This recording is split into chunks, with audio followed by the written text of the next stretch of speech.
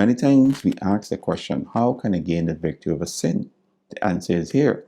We are told this work of putting away of sin is more clearly presented in the messages of Revelation 14, in the three angels' messages. Because remember, they are step by step. The problem is sin.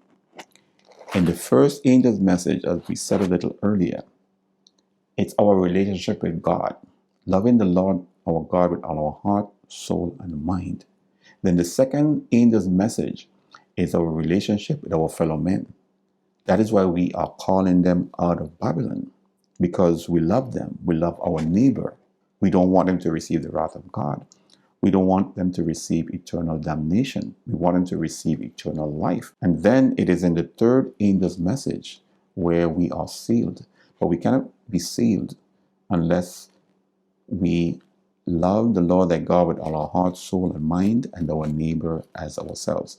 And the instruction as to how we do this and this strength is demonstrated in the three angels' messages.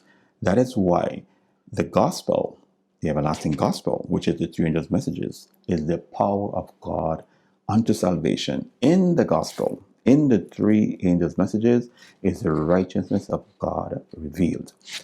And then, when this work have been accomplished, the followers of Christ will be ready for his appearing. When the work of the three angels are accomplished, then we will be ready for the appearance of Christ, because our characters will be changed, will be formed into his image, will reflect his image fully. This is what Satan is fighting against. This is why he doesn't like the three angels' messages.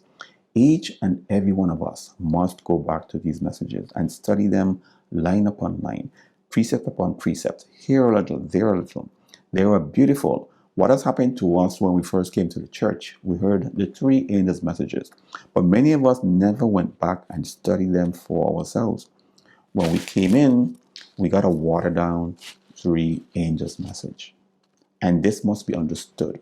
Remember, we are in a warfare. We are in the great controversy, and Satan is fighting with all his might to stop these messages from being proclaimed, to stop them from being lived, to stop us from getting an experience in them. That is why, as the quote says, when this work of the three angels' messages have been accomplished, the followers of Christ will be ready for his appearing. Satan does not want us to be ready. I pray by the grace of God, each and every one of us will make our calling and our election sure, that we'll go back to these messages. The greatest wealth of truth ever entrusted to mortals that God has given to us to prepare us to stand will be part of our lives. We'll have an experience in them. We will demonstrate them in our lives.